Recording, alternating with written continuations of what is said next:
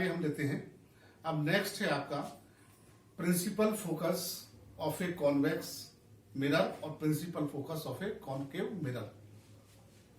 तो ये next term है प्रिंसिपल फोकस, इंपॉर्टेंट टर्म है।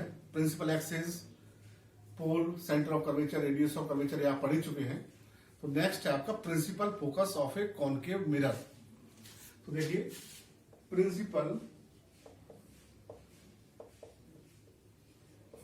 Focus of a concave mirror.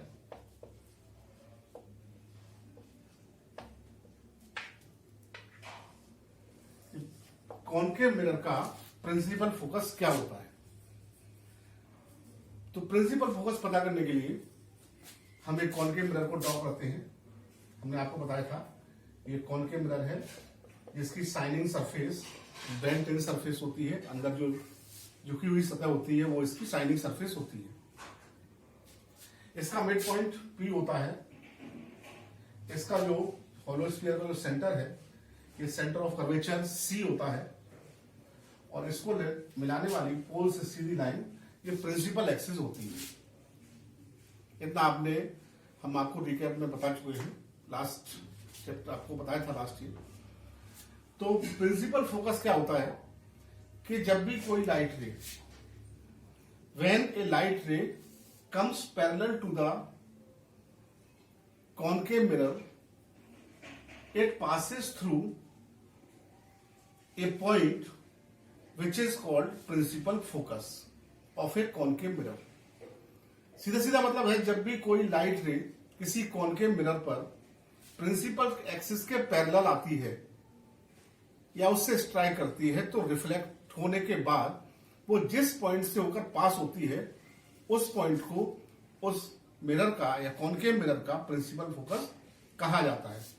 जैसे मैं बता रहा हूं आपको, जैसे ये आपका कॉनकेव मिरर है, ये प्रिंसिपल एक्सिस है।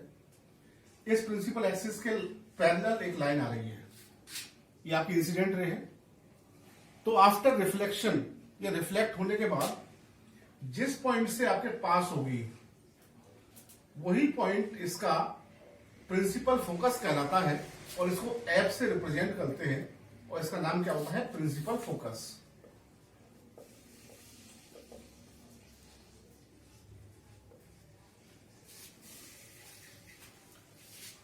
तो आपने देखा कि लाइट रे प्रिंसिपल एक्सिस के पैरेलल आ रही है और जिस पॉइंट से होकर रिफ्लेक्शन के बाद पास होती है उसी को हम प्रिंसिपल फोकस कहते हैं।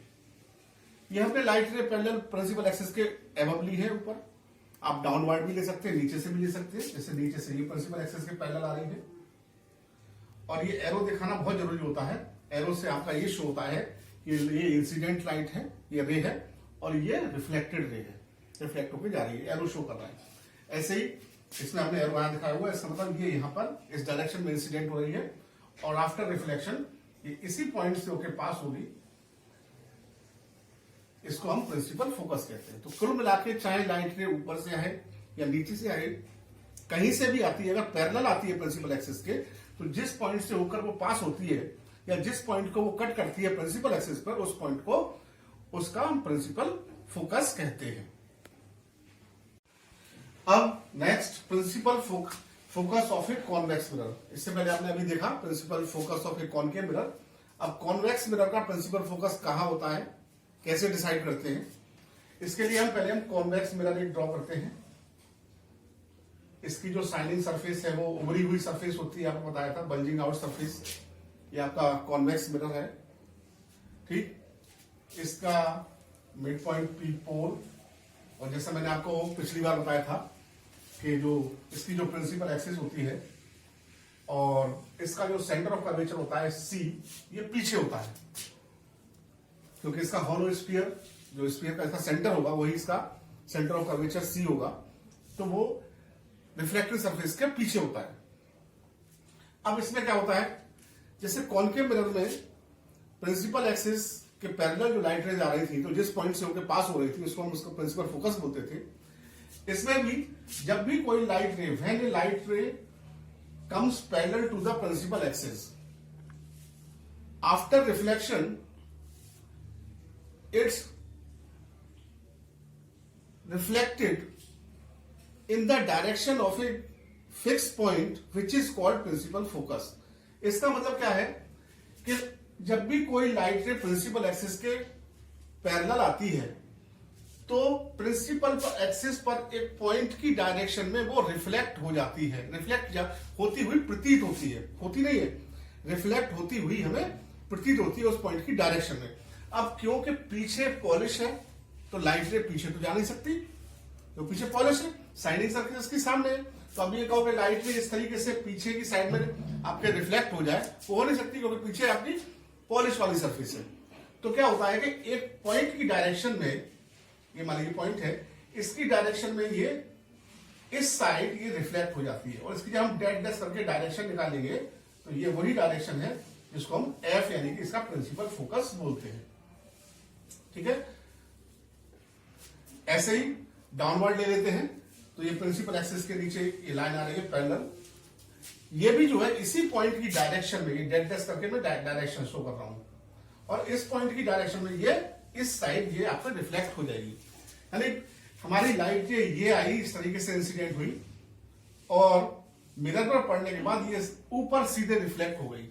इस तरीके से ये प्रिंसिपल एक्सिस के पैरेलल आई और ये इस तरीके से नीचे की डायरेक्शन में रिफ्लेक्ट हो गई।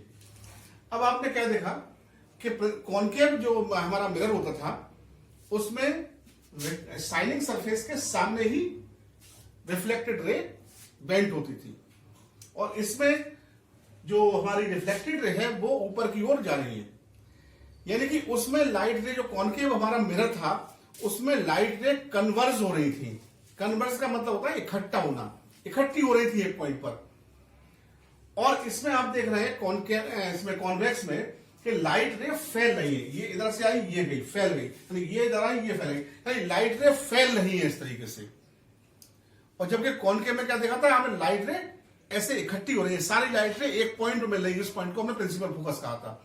तो इसीलिए हम कॉनकेव मिरर को हम कन्वर्जिंग मिरर बोलते हैं और जो कॉन्वेक्स मिरर होता है इसको हम डाइवर्जिंग मिरर बोलते हैं। डाइवर्स का मतलब होता है बिखर जाना, यानी जो कॉनकेव मिरर, कॉन्वेक्स मिरर होता है वो लाइट रेज को डाइवर्स करता है यानी फैलाता है, और जो कॉनकेव मिरर होता है वो लाइट रेज को इकट्ठा करता है यानी कन्वर्स करता है। इसीलिए हम कॉनकेव मिरर को हम कन्वर्जिंग मिरर बोलते हैं और कॉन्वेक्स मिरर को हम क्या बोलते हैं, डाइवर्जिंग मिरर बोलते हैं। ठीक, समझ में आ गया होगा इतना।